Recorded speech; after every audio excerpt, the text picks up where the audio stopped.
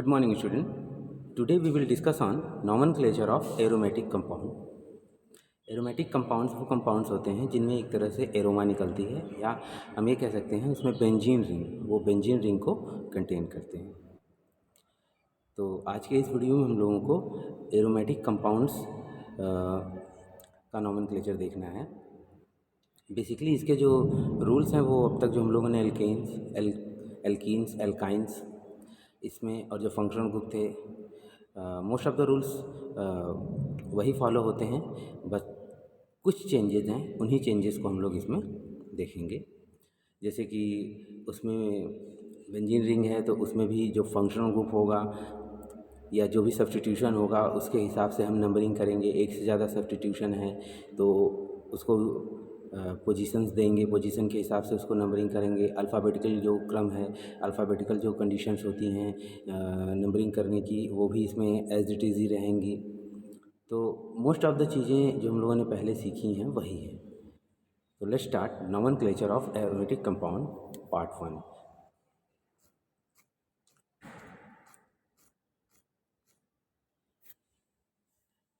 Basically, aromatic compounds are those derived from benzene and similar ring system. As with aliphatic nomenclature described, the process is determine the root name of the parent ring, determining priority name and position number of substituent, and assembling the name in alphabetical order. Functional group priorities are the same in aliphatic and aromatic nomenclature. यानी most of the चीज़ें जो अभी तक हम लोगों ने देखी हैं नोमेनक्लेचर ऑफ एल्कीन और एल्काइंस के अंदर, वही रहेंगे। हम सेम उसी तरह से उनको नोमेनक्लेचर करेंगे जैसे हम लोगों ने एल्केन और एल्काइन को किया है। कुछ चेंजेस हैं, उसके आधार पर हम लोग इसको समझेंगे। जैसे सबसे पहला है कॉमन पेरेंट रिंग सिस्टम।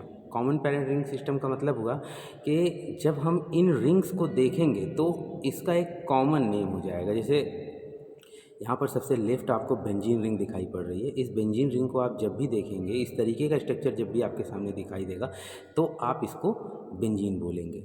इसी तरह दो बेंजीन रिंग आपस में जब फ्यूज़ होगी तो उसे नेफ्थलीन देंगे नाम, मतलब ये पेरेंट नेम होगा इसका। फिर बाकी जो इसमें सब्स्टिट्यूशन होंगे उसकी हम पोजीशन बताएंगे, उसके हिसाब से प्रेफिक्स और सफिक्स लगाएंगे। नंबरिंग का भी इसमें ध्यान रखना है। आप देख सकते हैं जो पहली रिंग है वो टोटली अनसैचुरेटेड, उसमें 3 बॉन्ड लगे हुए हैं। दूसरी रिंग में डबल बॉन्ड है, तो उसके आधार से नंबरिंग होगी 1 2 3 4 5 6 7 8। इसी तरह 3 मेंबर्ड यानी 3 मेंबर्ड रिंग है, यानी 3 बेंजीन की रिंग को फ्यूज़ करके बनाया गया है, तो ये एंथ्रासीन कहलाएगा। तो इसमें भी नंबरिंग आप देख सकते हैं, सबसे राइट से शुरू होगा 1 2 3 4, फिर जो सबसे पहली है 5 6 7 8, और लास्ट में जो बीच वाली है 9 10। इस तरह से इसका नंबरिंग होगा। ये यहाँ पर पेरेंट चेन की बात हो रही है। पेरेंट चेन यानी जिस समय ये रिंग आपको किसी भी या ऐसी रिंग के साथ जो भी कंपाउंड दिखेगा तो उसको नेमिंग हम इसी तरह से करेंगे। फर्दर हम लोग इसके डिटेल में चलते हैं। तो सबसे पहले है मोनो सब्स्टिट्यूटेड बेंजीन। तो मोनो सब्स्टिट्यूटेड बेंजीन का मतलब बेंजीन रिंग है उस पर सिंगल सब्स्टिट्यूशन, इसे कहेंगे हम मोनो सब्स्टिट्यूटेड बेंजीन। इसमें आप देख सकते हैं कि most substituent keep their designation followed by the word benzene. कहने का मतलब है जो भी सब्स्टिट्यूशन होगा उसको हम नेमिंग करेंगे और बाद में उसके बेंजीन शब्द जोड़ देंगे। जैसे यहाँ पर आप पहला लेफ्ट साइड में जो कंपाउंड Cl लिखा हुआ है उसके साथ अगर आप देखेंगे तो ये होगा क्लोरोबेंजीन। इसके बाद दूसरा है, आप देख सकते हैं NO2 वहाँ पे जुड़ा है तो नाइट्रोबेंजीन। इसी तरह जस्ट उसके नेक्स्ट जो है CH2CH3 एथाइल बेंजीन। मतलब जो सब्स्टिट्यूशन है उसका जो नाम है एज ए प्रेफिक्स में जो नाम जुड़ा है लिया जाता है, उसी तरीके से आपको नाम पहले लिखना है, क्योंकि एज ए प्रेफिक्स आ रहा है वो, और बाद में बेंजीन वो रूट वर्ड है आपका। प्रेफिक्स और सफिक्स के लिए आप पहले के वीडियो देख सकते हैं इनिशियल लेवल के, जहाँ पर आपको बताए गए थे कि क्या प्रेफिक्स होता है और क्या किसका सफिक्स होता है। इसके बाद है some common substituents change the root name of the ring system. IUPAC except these as root name listed here in decreasing priority. यहाँ पर आपको कुछ कंपाउंड्स इस तरह से दिए जा रहे हैं, एरोमेटिक कंपाउंड्स हैं जो जिन पर सब्स्टिट्यूशन जो है वो उनको पेरेंट नेम दे देता है। मतलब हमें अलग से उसकी नेमिंग करने की ज़रूरत नहीं, उस पूरे सब्स्टिट्यूशन के साथ उस कंपाउंड को हम वही नेम दे देंगे जो यहाँ पर आपके सामने लिखा हुआ है जी। और प्रायोरिटी भी इसी तरीके से है, मतलब COOH लगा है तो इसको बेंजोइक एसिड, SO3H है तो बेंजीन सल्फोनिक एसिड, CHO है तो बेंजीनल्डिहाइड, OH लगा है तो फिनॉल बोल देंगे, NH2 लगा है तो एनिलीन बोल देंगे, OCH3 है तो एनिसोल बोल देंगे और CH3 है तो टॉलिन बोल देंगे। ये इसके लिस्टेड पेरेंट नेम है, यानी जब भी ये आपको दिखाई पड़ेंगे तो इनका पेरेंट नेम ही होगा। पेरेंट नेम के अलावा जो भी सब्स्टिट्यूशन होंगे उसको आप देख सकते हैं। जैसे यहाँ पर एक स्पेशल केस बनता है कि जब अभी हम लोगों ने मोनो सब्स्टिट्यूटेड देखा, अब हम डाई सब्स्टिट्यूटेड बेंजीन देखेंगे। डाई सब्स्टिट्यूटेड की अगर हम बात करें तो इसमें 3 पॉसिबिलिटीज़ होती हैं। पहला होता है जैसे 1-2 सब्स्टिट्यूशन हुआ तो ऑर्थो, फिर 1-3 सब्स्टिट्यूशन हुआ तो मेटा एंड 1-4 सब्स्टिट्यूशन हुआ तो पैरा। यानी सेम ग्रुप दो जगहों पे मौजूद है तो उसके आधार पर उसका नॉमेनक्लेचर हम इन डेजिग्नेटेड जो नेम दिए गए हैं ऑर्थो, मेटा, पैरा, इसके थ्रू हम करते हैं। इसके एग्जांपल्स हम देखेंगे आगे।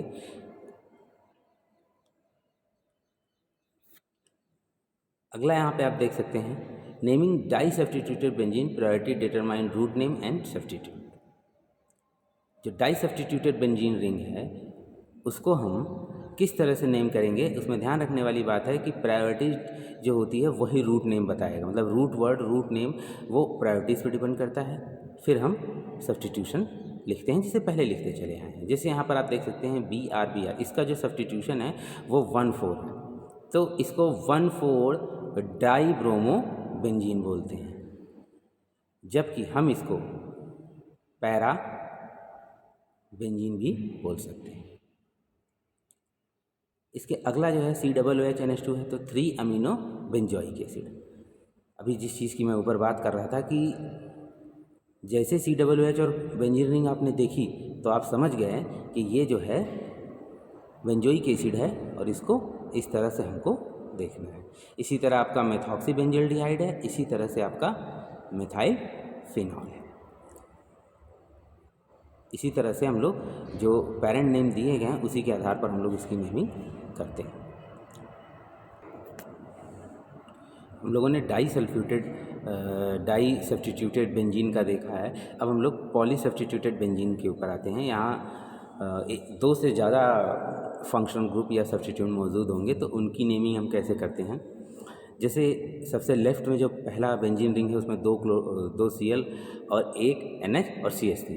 अब यहाँ पर हम लोगों ने पहले ही जाना था कि N पे जो भी सब्स्टिट्यूशन होगा उसको हम N से नेमिंग करेंगे, और क्लोरो जो है वो सबसे पहले आता है तो डाई क्लोरो वो पहले लिखा जाएगा, फिर N methyl aniline, methyl aniline, इसको नॉमेनक्लेचर हम देंगे। क्योंकि हम लोगों ने जो भी NH3 सब्स्टिट्यूशन होता है तो NH2 उसको एनिलीन बोलते हैं, तो इस आधार पर उसका पेरेंट नेम है, तो उस आधार पर जब हम इसको नेमिंग करेंगे तो 3,4 die chloro N methyl aniline इसका नाम बनेगा। इसके जस्ट बगल में जो कंपाउंड है उसको देखेंगे तो NO2 और CH3। अब आप थोड़ा सा पीछे जाके एक बार रिवाइज करिए तो देखिए वहाँ पे CH3 जब जुड़ा हुआ था बेंजीन रिंग में तो उसे हम लोग टॉलिन बोल रहे थे, तो टॉलिन इसका पेरेंट नेम हो गया। अब जो सब्स्टिट्यूशन है, अब इसकी नंबरिंग करते समय हमें ध्यान देना है कि 3 सब्स्टिट्यूशन है। 3 सब्स्टिट्यूशन की वजह से यहाँ पर जब भी हम नंबरिंग करेंगे तो हम कोशिश करेंगे कि जो भी नंबरिंग हम करें वो इस तरह से हो कि मोस्टली कंपाउंड जो सब्स्टिट्यूएंट्स के रूप में मौजूद हैं उनको सबसे लोवेस्ट पॉसिबल नंबर मिले। इसको समझने के लिए देखिए CH3 है, इसको अगर हम क्लॉकवाइज करते हैं तो 1 2 3 4 5 6, ठीक है। इसको अगर हम एंटी क्लॉकवाइज भी करते हैं तो 1 2 3 4 5 6, यानी दोनों ही तरह से जब हम नंबरिंग कर रहे हैं तो NO2 N2O NO2 यानी तीनों NO2 ग्रुप को 2 4 6 पोजीशन मिल रही है। मगर कभी कभी ऐसा होता है कि सब्स्टिट्यूशन इस तरह से होते हैं कि दोनों तरफ से उसको सेम पोजीशन नहीं मिलती है। ऐसे केस में हम क्या करेंगे कि उनको नंबरिंग करेंगे और उनका टोटल निकालेंगे। अब टोटल से हम कैलकुलेट करेंगे कि जिससे कम टोटल आ रहा होगा वो वाली नंबरिंग हम फॉलो करेंगे। जैसे अगर इसको कंसीडर करा जाए NO2 उस पोजीशन पे ना होके कहीं और होता, तो जब हम नंबरिंग करते तो एक तरफ से इसको 1 2 3 4 5 मिलता, एक तरफ से इसको 2 4 6 मिलता। तो इस तरह से जब हम करते तो हमें इसका टोटल निकालते तो हम देखते कि 6 4 10 2 12 आता, और उस तरह से जब निकालते तो अराउंड 11 आता। तो 11 वाला हम उसको फॉलो करते। तो बेंजीन रिंग थोड़ा सा इसमें समझने वाली चीज़ है। जब नेमिंग करें तो हम ध्यान रखें कि जिससे सबसे लोएस्ट पॉसिबल नंबर सबको मिले। इसीलिए मैं यहाँ पे टोटल की बात कर रहा हूँ कि जब भी आप नंबरिंग करें तो उसका टोटल निकाल लें। टोटल अगर ज़्यादा हो तो फिर दूसरा तरीका देखें, ताकि कम से कम टोटल कम आएगा तो सीधी सी बात है आपने लोएस्ट नंबरिंग दी होगी।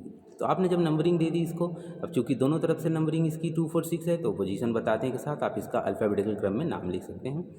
2 4 6 ट्राई नाइट्रो, 3 नाइट्रो ग्रुप हैं इसलिए ट्राई नाइट्रो। 2 4 6 ट्राई नाइट्रो टॉलिन, इसको शॉर्टकट में TNT भी बोलते हैं। इसके जस्ट नेक्स्ट जो कंपाउंड है उसको आप ध्यान दीजिए, COO CH2CH3 है, फिर इसमें OH है और NH2 है। अब नंबरिंग सीधी बात है, यहाँ पर आप देख लीजिए, अगर हम 1 2 3 4 5 6 ऐसे करते हैं तो इसको जो नंबरिंग है आप देख सकते हैं कि हाइड्रोक्सी को 3 और अमीनो को 4 मिल रहा है प्रायोरिटी के आधार पर। लेकिन अगर हम इसको दूसरी तरफ से करें तो वो गलत हो जाएगा, क्योंकि 1 2 3 4 5 6 इस तरह से हो जाएगा, फिर सब गड़बड़। क्योंकि प्रायोरिटी के आधार पर भी हमको नंबरिंग करनी है। तो यहाँ पर जब हम प्रायोरिटी के आधार पर नंबरिंग करेंगे तो 1 2 3 4 यानी तीसरे पर हाइड्रोक्सी और चौथे पर अमीनो ग्रुप होगा। और जो मेन हमारा फंक्शन यानी जो बेंजीन रिंग की प्रॉपर्टी को बता रहा है या पेरेंट चेन को बता रहा है, उसको अगर हम देखें तो COOCH2CH3 है।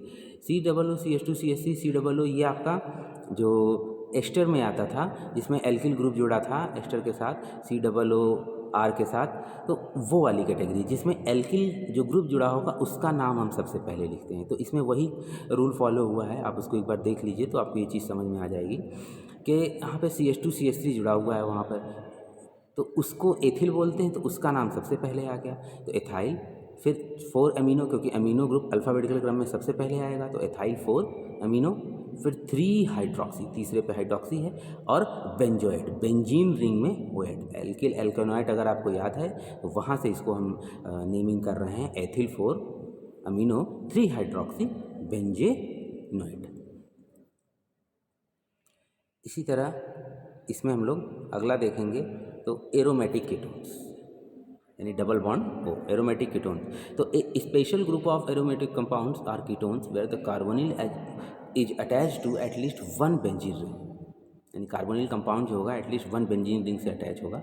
सच compound are named as phenones, इनको हम फिनोन्स का एक पेरेंट नेम आप दे सकते हैं। The prefix depending upon the size and nature of the group of the other side of the carbonyl.